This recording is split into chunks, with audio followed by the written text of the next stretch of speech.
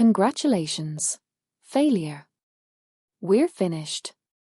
He mocked me in front of all our friends on our anniversary. I calmly slid a single key across the table. Confused, he picked it up. Explain to your parents why their villa is no longer theirs, to your investors why the firm is an empty shell, and to your mistress why the penthouse she loves now belongs to me. I stood, and the first whispers of panic began to ripple through the room. What kind of person humiliates his wife at their anniversary party? My sister had asked when I called her a week before, her voice trembling with rage on my behalf. But she was asking the wrong question. The right question was, what kind of person spends a year secretly building an empire while pretending to be the supportive, invisible wife her husband requires? The answer was standing at the head of the table at a Michelin-starred restaurant, watching Julian perform for his audience of sycophants, my hand resting on the single key that would unlock a truth he never saw coming. But I'm getting ahead of myself. To understand that moment, you need to understand the beautiful, fragile lie I had been living for a decade. That morning, a week after my sister's call, I woke at 5 a.m., just as I had every day for 10 years.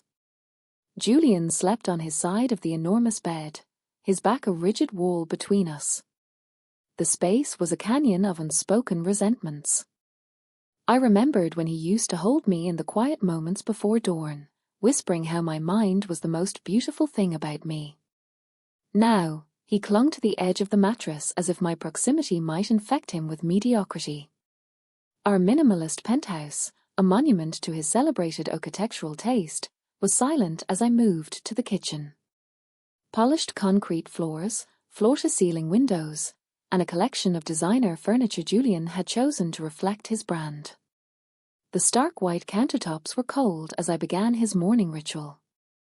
Single-origin coffee beans from a specific Guatemalan microlot, weighed to the gram. Water heated to precisely 200 degrees.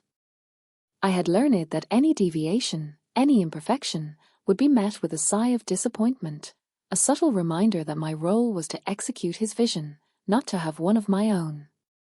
As the coffee brewed, I arranged his breakfast. A single poached egg on a slice of artisanal rye, a side of avocado sliced into a perfect fan. It was the kind of meal that looked effortless, unless you knew it was a daily performance where my worth was measured in millimeters and degrees. Julian emerged at 7:15, already dressed in a bespoke Italian suit that probably cost more than my first car.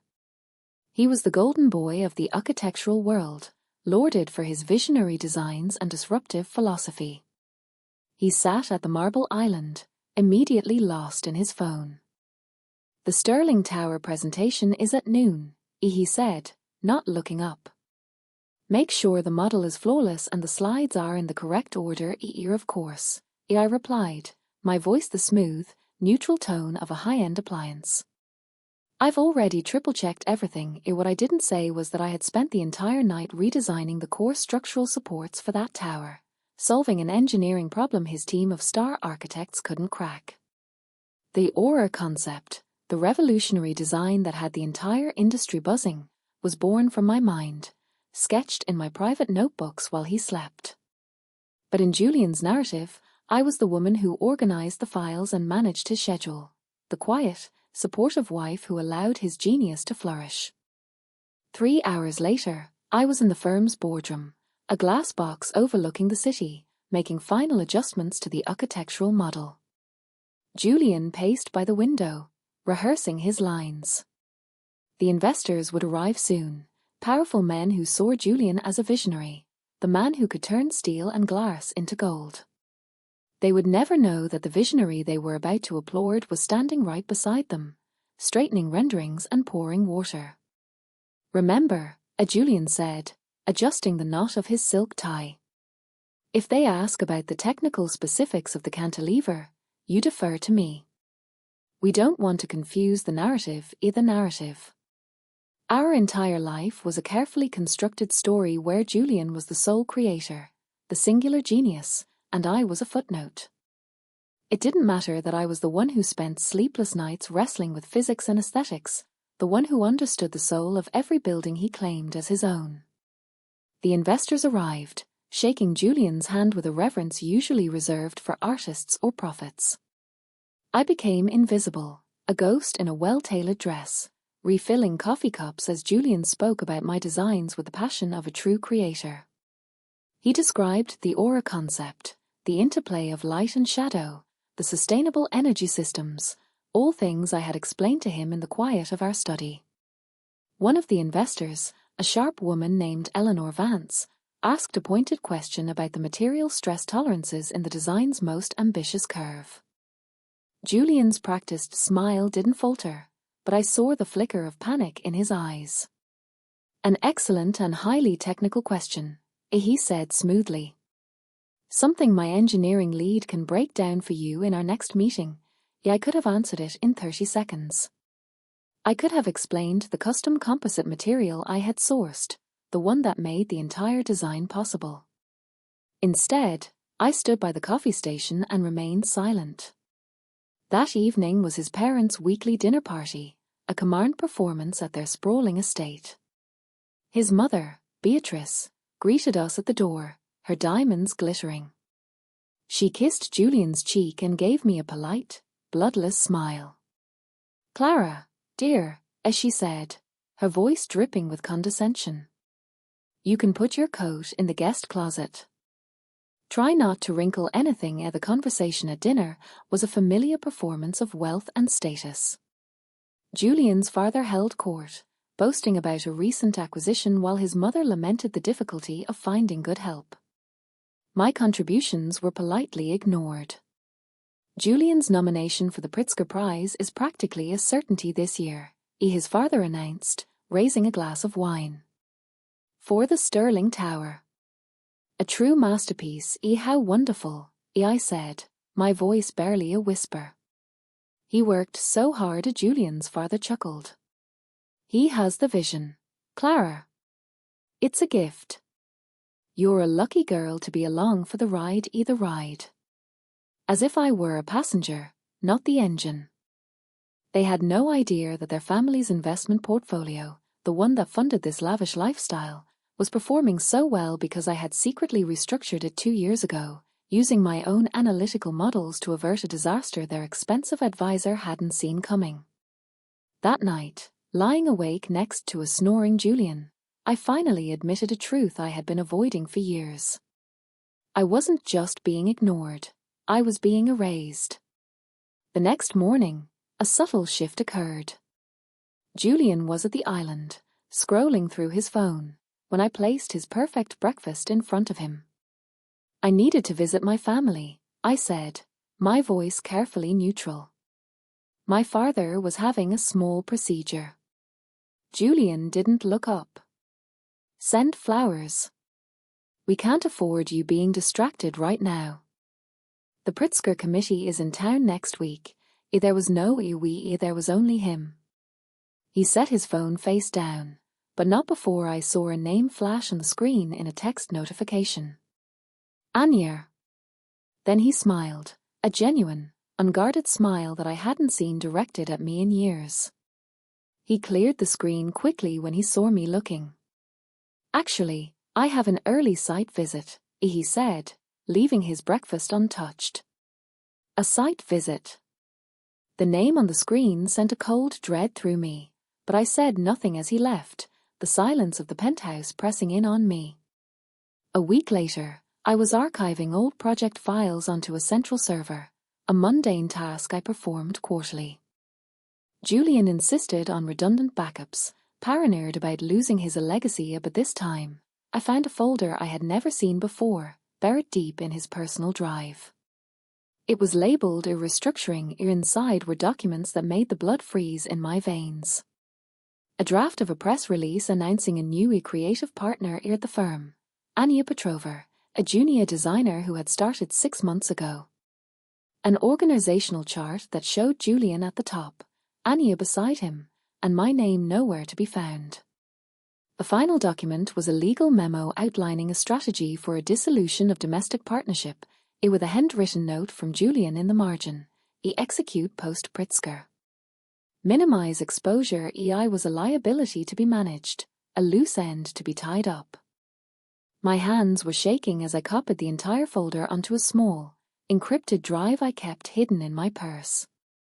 I had spent a decade building his legacy, and he was planning to discard me like a rough draft. The next day, I had lunch at a cafe near the office. As I was leaving, I saw Julian's secretary, Tara, sitting with a friend. I sat at a nearby table, hidden behind a newspaper, and turned on my phone's voice recorder. The anniversary party at Aurelia is going to be epic, Tara said, her voice buzzing with gossip. He's finally going to do it.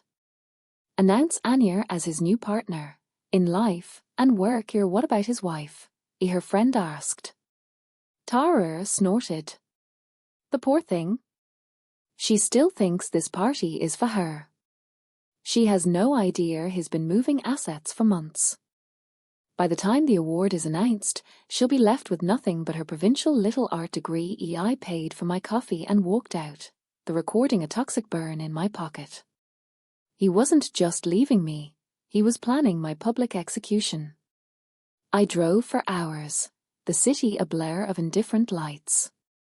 That night, I called my old university professor, Dr. Alastair Finch, the one man who truly understood the depth of my work.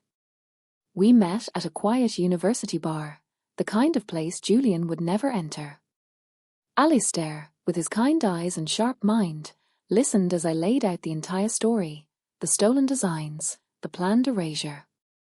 Clara, he said, his voice firm. This isn't just a betrayal.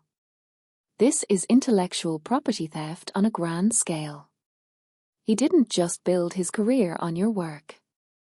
He stole your soul. He looked at me, his expression serious. But a soul can be reclaimed. You are not just a designer, you are a creator. It's time to build something for yourself. His words were the spark. Driving home, a plan began to form, intricate and beautiful in its design. Julian was passed out in his study, drunk on expensive whiskey after a networking event. I left him there and went to the guest room, the only space in the penthouse that felt remotely mine. I sat on the floor with my laptop and began to build. For the next year, I lived a double life. By day, I was the perfect, supportive wife. By night, I became ether, a ghost in the machine of the architectural world. I created a new identity, a mysterious, anonymous designer who submitted revolutionary concepts to international competitions under a corporate shield I had established through a series of offshore entities. My designs, free from Julian's egotistical constraints, were bolder, more innovative. I designed a self-sustaining library for Dubai, a kinetic art museum for Tokyo, and a series of affordable, modular homes for a housing charity. I won every competition. The name Ether became a legend in the industry, a phantom genius whose work was changing the world. The prize money, the consulting fees, the retainers, they all flowed into my anonymous corporate accounts. I funneled a portion of that fortune back into Julian's parents' investment fund through a blind trust, becoming their silent, majority benefactor. I bought the building that housed Julian's firm. I acquired the boutique hotel where he met his mistress. I even purchased the villa his parents vacationed in every summer. Each acquisition was a quiet click in a complex machine of my own design. The final piece was the Pritzker Prize. I knew Julian's submission, the Sterling Tower, was my work. Through back channels, using my ether persona, I submitted an anonymous portfolio to the committee, one that contained my original, dated sketches and detailed design logs for the tower, alongside my other award-winning projects. I wasn't trying to win the prize for myself. I was simply planting a seed of doubt, a question mark next to Julian's name that would bloom at the perfect moment. The night of our anniversary, he was glowing with triumph. The Pritzker nomination had been announced, and he was the clear favorite. He had booked the most exclusive restaurant in the city, inviting all the people who had witnessed my slow erasure. He stood to give a toast, his smile radiating arrogance. He looked directly at me, his eyes cold. "To 10 years, he began, then paused for dramatic effect. "And to new beginnings," he raised his glass higher. "Congratulations. Failure.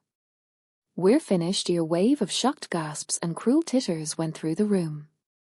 His friends, his family, they all looked at me with a mixture of pity and contempt. I didn't cry. I didn't scream. I simply met his gaze from across the table. I reached into my purse and pulled out a single, elegant, black metal key. I stood and walked the length of the table, the room falling into a dead, confused silence. I placed the key on the table in front of him. He stared at it, a frown creasing his perfect forehead. "What is this?" he asked, his voice losing its confident edge. "That," I said, my voice clear and steady, "is the key to the penthouse you're standing in. A property I acquired 3 months ago.